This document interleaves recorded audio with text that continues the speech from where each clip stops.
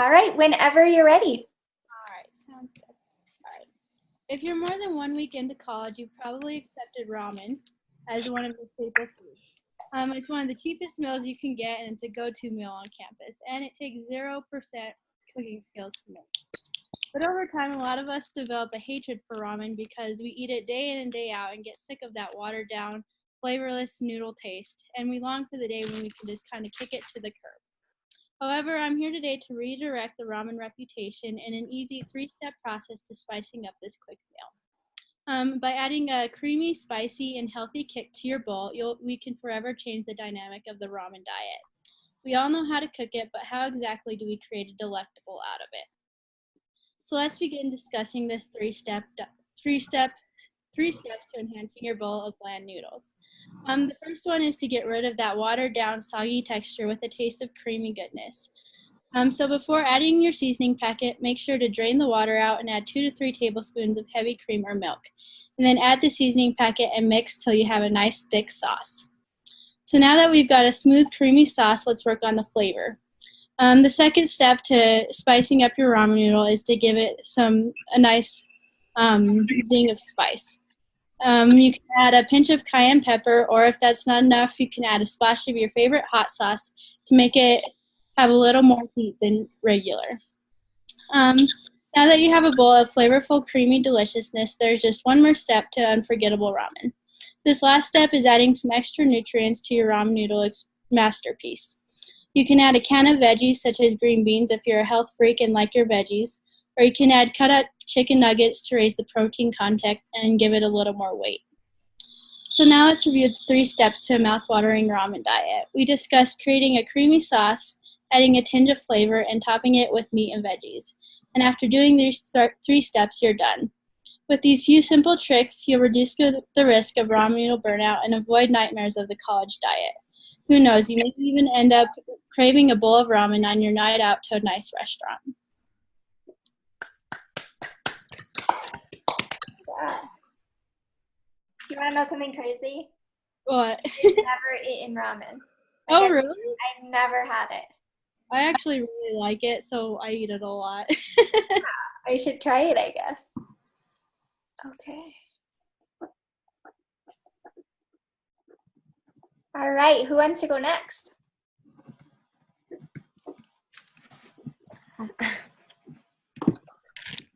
I can go. All right.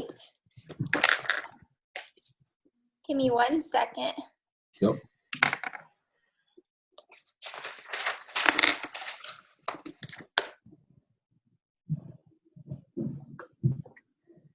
And your last name is Terry, right? Yeah. All right, I'm ready when you are.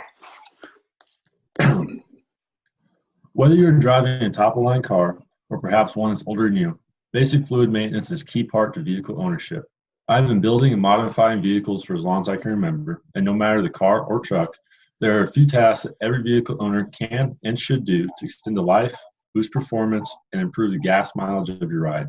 Checking the 3 fluids I will touch on today are easy and can be done by anyone. The first and most simple fluid to check is coolant. Engine coolant does exactly what it does, what the name implies, is it keeps your vehicle cool. However, you need a 50-50 antifreeze mix because in places like Wyoming, it gets really cold and you don't want the coolant to freeze up in your engine, as that can cause significant damage. When you're checking coolant levels, your engine needs to be off and cold. Failure to do this can actually hurt you pretty bad. Full coolant system flush is recommended every 30,000 miles or 5 years. That's something you do by professionals for the most part. To just check the system, all you need to do is take the cap off and see just how high the fluid is in the radiator. You should be able to see the top of it at the top of the radiator. Also, don't forget to check in the reservoir. That'll be in your engine bay, and there's just lines that will say full or fill. Engine oil is my next topic. Engine oil must be maintained. Proper oil level must be maintained to ward off engine failure. Most engine failures are caused by low oil. You also check oil when your engine is off and cold. This is because all oil seeps down to the oil pan, and failure to do this can get you to an inaccurate reading, which can damage your engine if you add too much oil. Oil and oil filters need to be changed every 3,000 to 5,000 miles, sometimes even more. That's pretty rare. And that's something that you can do on your own or take to a professional to do. This is simply checked by a dipstick in the engine bay. Most people know how to do it, but don't do it a lot. Like engine oil, the next fluid we're going to check is via dipstick, and that's transmission fluid. It's something that's often overlooked, but it's easy to monitor on most vehicles. If your car's shifting poorly, especially like around here we have going up the mountains, if your car's not very happy about that, it could be because you have low transmission fluid. This is something that, unlike the previous two, you need to check when your engine's warm. When your engine's warm, been running for 20 minutes or so, you need to put the car from park in reverse all the way back through the drive gears and then back to neutral, and then put your parking brake on, shock the wheels, something to keep the vehicle from moving. From there, you need to get out in your engine bay. There's another dipstick, and pull this out. You need to check the level. If the level's low, you just simply pour the correct transmission fluid down the dipstick hole until you have the correct amount. But like oil, you don't want to put too much in, so be cognizant of how much you're putting in. Don't be intimidated by these tasks. They're something that everyone can do. While you can take your car to the shop or dealership to do these tasks, save your money, and check these fluids on your own. Being proactive and checking your coolant, engine oil, and transmission fluid levels before work, class, or while stopping to get gas will extend the life and boost the performance of your car. Always check your owner's manual to confirm which exact type of fluid to use in each specific task, as specifications differ on different vehicles. You have to be a grease monkey like me to keep your ride running.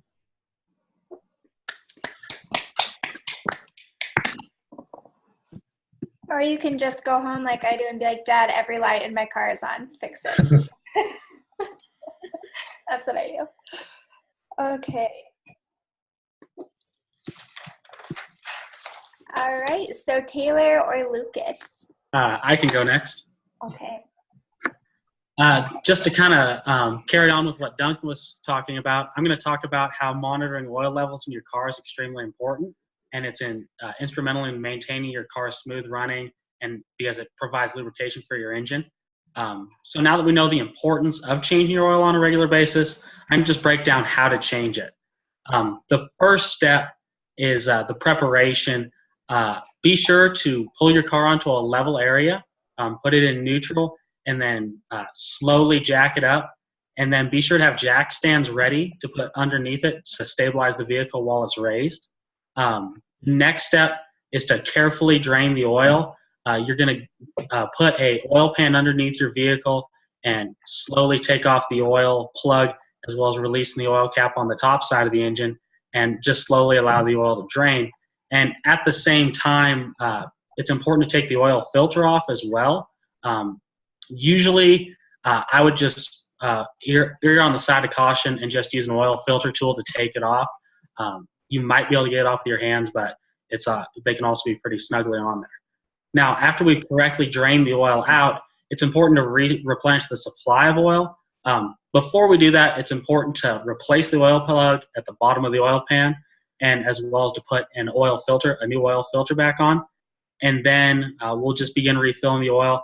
Be sure to consult your owner's manual and just see how much oil capacity and what they suggest as an oil type. I would typically say that 10W30 is usable in most vehicles. And so then you're just going to refill your oil from the top of the engine down, and you should be full. After this, I would say the most important thing is to start your engine and let it idle for several minutes, and then check your oil levels through the dipstick. If everything's fine, I would say that you've been very successful in changing your oil. So in conclusion, changing your oil is not only inexpensive, but it's vital to the longevity of your car. So now that I've taught you how to do it, you should just be able to go out and do it. All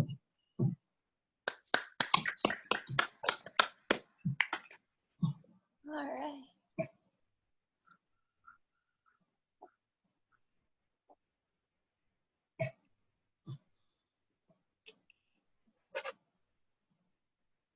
Okay, Taylor.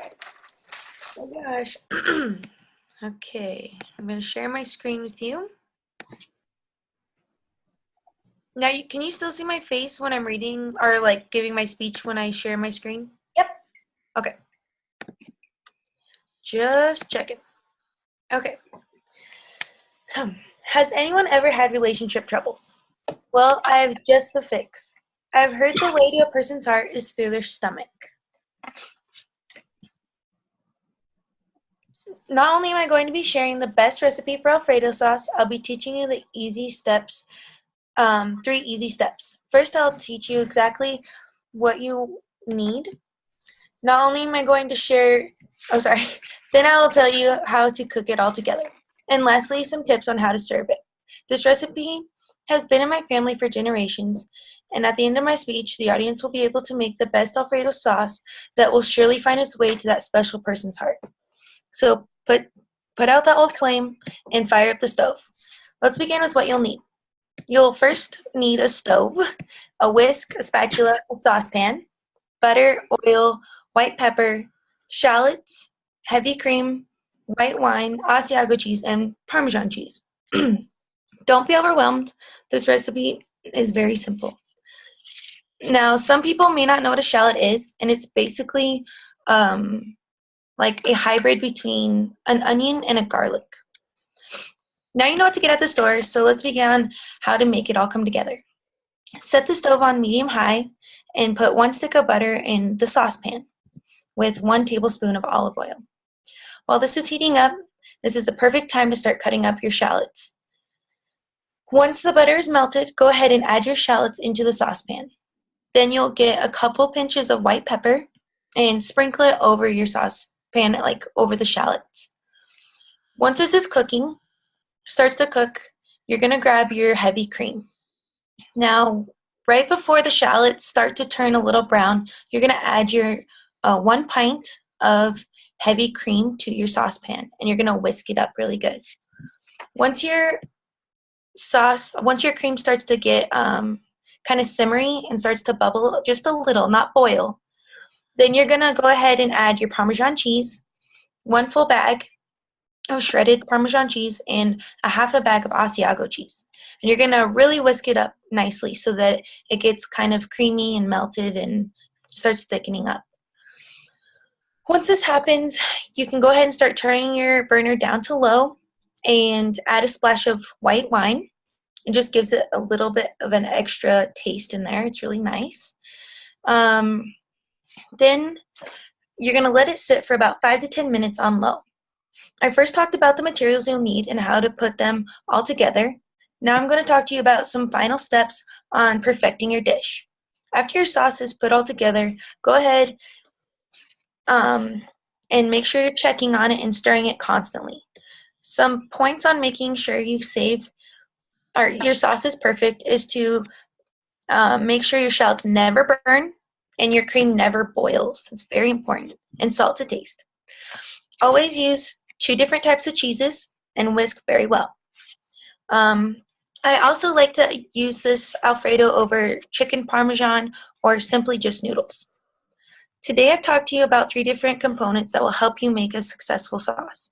I talked to you about 3 ingredients and materials you'll need, or the ingredients. I talked to you about how to put it all together, and finally some useful tips on how to make it great. Now you're ready to make the perfect Alfredo sauce and maybe spark a new flame.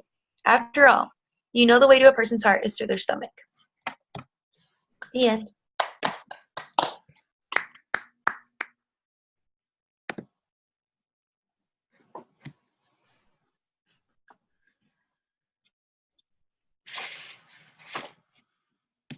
Okay, let me stop this here.